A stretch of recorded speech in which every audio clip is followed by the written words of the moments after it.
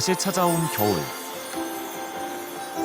시내 백화점들이 화려하게 연말을 맞이합니다. 이 설레는 분위기에 조금이나마 소비가 늘까 싶은데요. 블랙 프라이데이 같은 거 하잖아요. 근데 생각보다 할인을 그렇게 많이 한다고는 안 느껴가지고 그냥 평소 쓰던 거 아니면 그냥 새로 구입한 거는 딱히 없는 것 같아요. 연말이라고 해서 뭔가. 주위를 둘러보니 물가가 뛴 걸 금세 체감할 수 있습니다. 각종 기름은 1년 새 10% 넘게 올랐고 가방은 9%나 더 비싸졌습니다. 커피는 1년 전보다 12% 가까이 올랐고 초콜릿이나 과자를 사려면 약 6% 돈을 더 써야 합니다.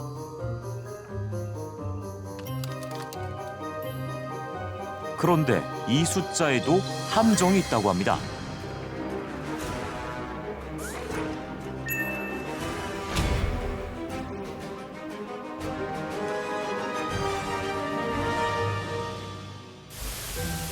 물가는 하루가 다르게 치솟는데 소득은 제자리고 그때그때 필요한 물건만 사는 편이에요. 이렇게 집에 오는 전단지나 이런 쿠폰을 종류별로 모아둡니다. 생강 다시 찾아온 고물가 시대. 있어? 물 남아 있어? 장보기 전략이 더 중요해졌습니다. 올해 2월에 결혼해서 신혼부부 둘이 살고 있고 고양이 한 마리랑 같이 있어요.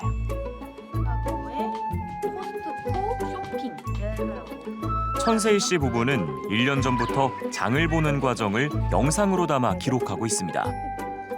전 영상보다 조금 비싸다 그러면은 그냥 안 사고 이렇게 하고 있어요. 장을 볼 때는 당연히 가격부터 따집니다. 아 여기 2개 구매하면 50% 세일이래. 이해하면? 하지만 가격이 저렴하다고 덥석 고르진 않습니다. 몇 개 들었어? 아, 하나에 2인분 들어있어. 아. 4개를 사면 겉보기엔 비슷해도 용량이나 성분이 달라졌을 수 있기 때문입니다. 그래서 이만큼 싸졌어요라는 거는 엄청 많이 이렇게 붙여 놓으시는데 그렇게 약간 안 좋은 거는 자꾸 숨기니까 소비자들이 그런 거를 믿지를 못하는 것 같아요. 꼼수 인상. 소비자가 잘 알 수 없게 가격을 높이는 기업의 전략입니다.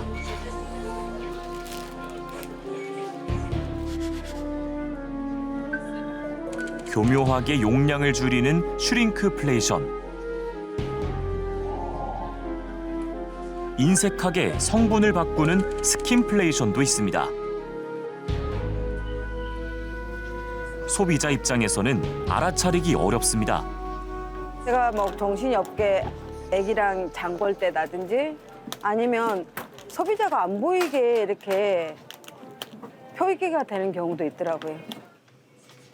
좀 배신감을 느낀다고 생각하죠. 그러니까 저희는 그냥 가격이 싸면 고르는 건데 골라보니까 알고 봤더니 양이 작으면 그거는 싼 게 아니잖아요. 그거는 옳다고 생각하진 않아요. 네. 취재진은 소비자 단체와 함께 제품들의 용량과 성분을 직접 점검해봤습니다. 예전에는 300이었는데 지금 275ml로 바뀐 거예요. 마시는 요거트는 용량이 8% 줄었고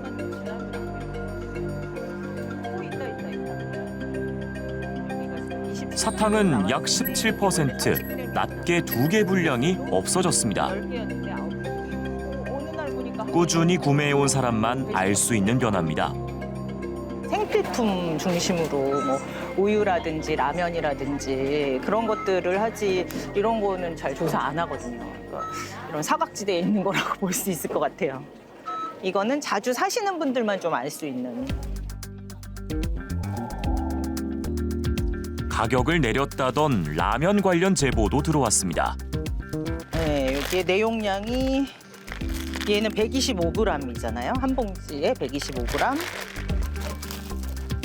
대부분 한 봉지에 용량이 120에서 125g으로 표기돼 있습니다. 양이 적다. 그러면서 가격은 올랐다. 그런데 지난 8월 출시된 이 라면, 용량을 살펴보니 같은 회사의 다른 제품들과 10g 차이가 납니다. 어떤 소비자분이 먹다 보니까 좀 작은 것 같더라, 다른 거보다, 기존 거보다. 그래서 봤더니 110g이더라. 속은 느낌이다. 정부는 지난 6월 라면 등의 가격에 제동을 걸었습니다. 업계에서도 이렇게 국민들께서 물가로 이렇게 고통을 좀 받는 이런 상황에서 이제 국제 밀가격이 좀 내리고 했으면은 적정하게 소비자들의 기대에 부응하는 그런 노력도 좀 필요하다.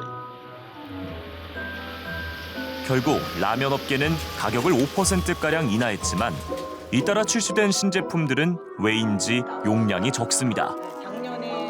진정으로 소비자를 좀 생각해서 이 어려울 때 그 원재료 가격 인하한 거를 우리 제품 가격에 충분히 반영해서 인하했다라고 보기는 좀 어려울 것 같습니다. 가격이 떨어졌다고 마냥 좋아할 일이 아니었습니다. 저도 뭔가 먹다가 예전보다 양이 좀 줄어든 것 같은데 그런 생각이 들 때가 있거든요. 근데 사실 이 이전에 나왔던 제품이 어딘가에 남아있지 않는 이상 소비자 입장에서는 이게 지금 용량이 달라졌는지 성분이 바뀌었는지 알아차리기가 쉽지가 않잖아요. 이런 꼼수 인상 어떻게 처음 시작됐습니까? 네, 외신에 이런 기사가 보도가 됐습니다. 역대 최대의 스캔들이라고 소개가 됐는데요. 미국에서 판매하는 과자인 오레오 제품, 그 사이에 하얀색 크림이 들어있잖아요. 네. 이 크림이 왠지 모르게 좀 줄어든 것 같다. 소비자가 의혹을 제기를 한 건데요. 네. 워낙에 이 오레오가 미국에서는 뭐 국민과자 이런 지위다 보니까 SNS에서도 비슷한 내용들이 엄청나게 공유가 되고 그러다 보니까 미국의 소비자 단체들이 그럼 진짜로 용량이 줄어든 것들이 있는지 점검해보자 라고 하면서 제품들을 공개하고 이러면서 좀 논란이 계속해서 커진 겁니다. 예. 대표적으로 좀 몇 개를 보여드리자면요. 먼저 오레오 제조사는 이 크림이 줄어든 것에 대해서는 반박을 했습니다만 보시는 것처럼 특정 제품에서는 과자의 용량이 한 3-4개 정도 분량이 줄어들었습니다. 네. 그 다음은 샐러드 소스인데요. 얼핏 보면 용량은 동일합니다만 자세히 들여다보니 지방이라든지 칼로리가 줄어들었죠. 이게 알고 보니까 이 재료 중에서 비싼 기름을 줄이고 물과 소금을 더 늘렸다는 겁니다. 이게 바로 성분을 좀 저렴한 걸로 대체하는 스킨플레이션의 아주 대표적인 예죠. 식료품뿐만이 아니라 이런 세탁 세제의 용량을 좀 줄였다거나 아니면은 뭐 휴지가 몇 칸 줄어들었다 이런 다양한 생필품에서 꼼수 인상이 좀 확인이 됐는데요. 이렇게 같은 제품을 다른 가격을 주고 사는 일 사실 소비자 입장에선 좀 억울하긴 합니다. 그런데 우리 주변에서 이런 경우 심심치 않게 볼 수 있었습니다.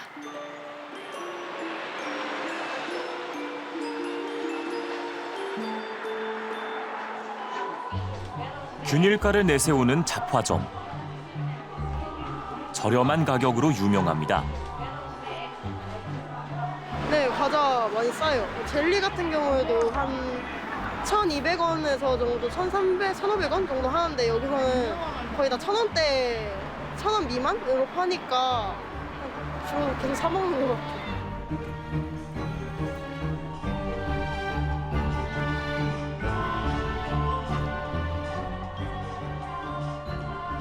진열된 상품들 위에 별도로 부착된 가격표와 바코드들이 곳곳에서 눈에 띕니다.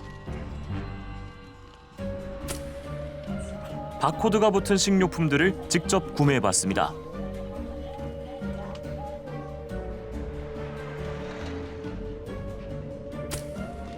그리고 이번에는 편의점에서 같은 제품들을 구매해봅니다.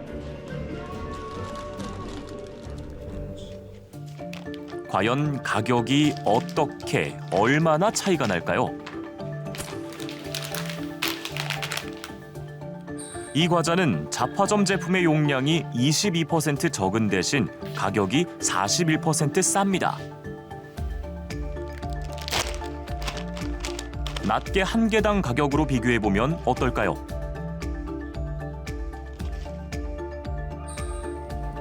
15개 차이. 낱개로는 가격이 30% 정도 저렴한 수준입니다. 하지만 잡화점이 항상 더 저렴한 건 아닙니다. 용량이 다른 또 다른 과자.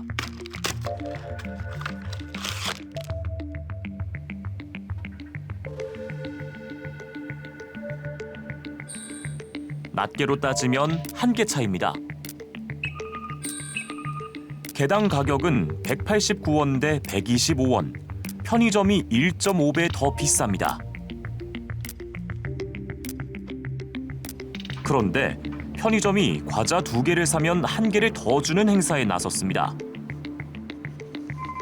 그랬더니 개당 가격이 비슷한 수준으로 내려갑니다. 어느 제품이 얼마나 싼 건지 꼼꼼하게 따져보기 전엔 알기가 어렵습니다.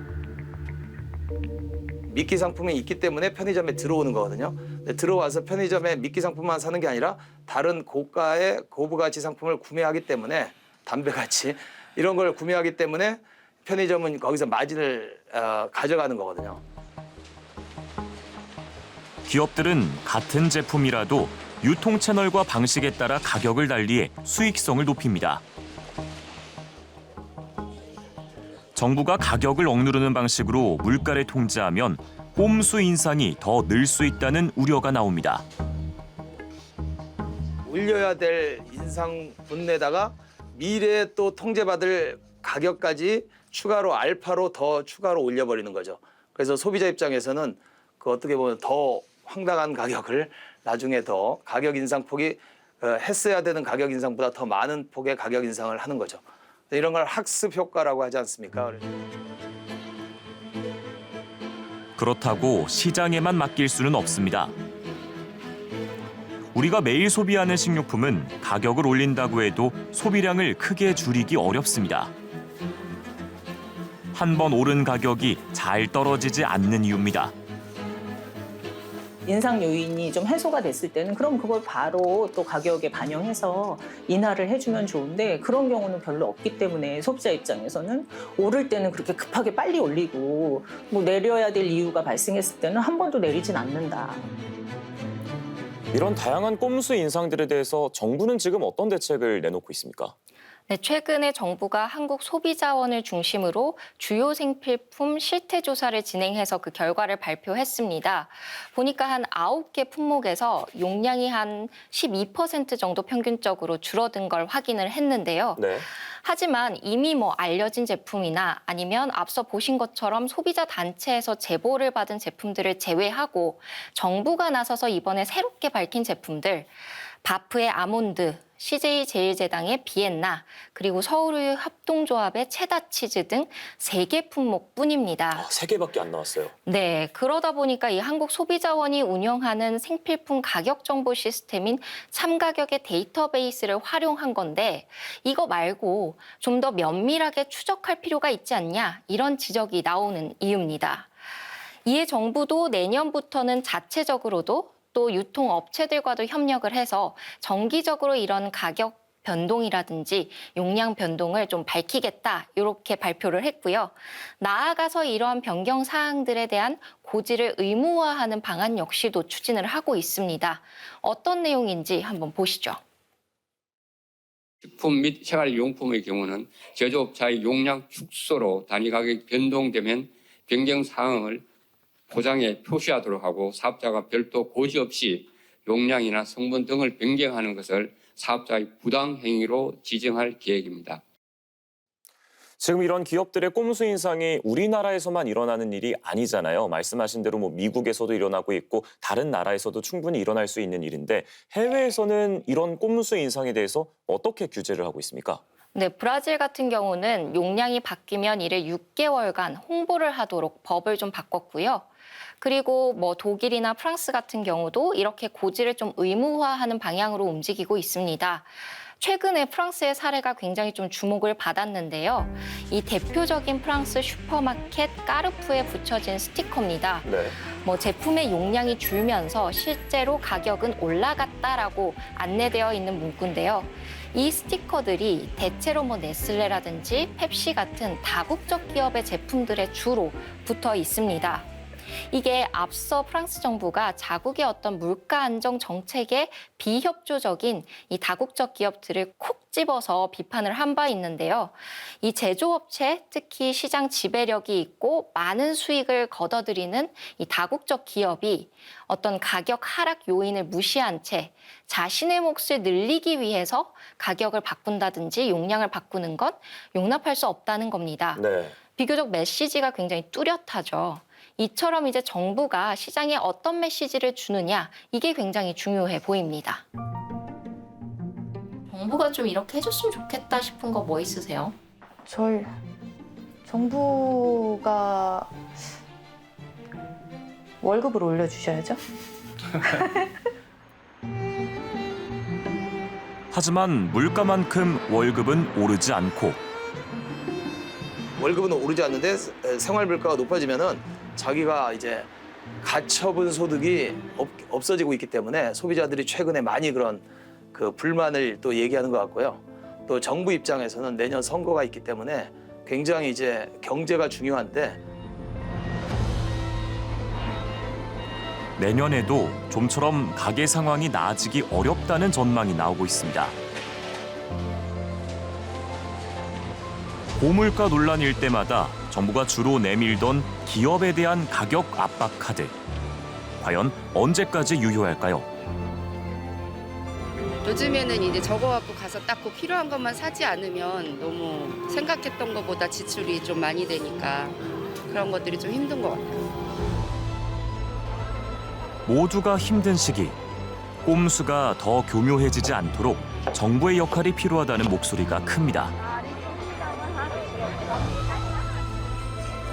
아이 낳아서 키워라 하지만 사실 그게 너무 힘든 현실이니까 좀 그런 것들 아이들이 좀 마음껏 좀 먹을 수 있도록 좀 이렇게 장 볼 수 있는 그런 환경에서 좀 모든 것을 좀 잘 살 수 있게 좀 물가가 많이 안정되었으면 좋겠어요.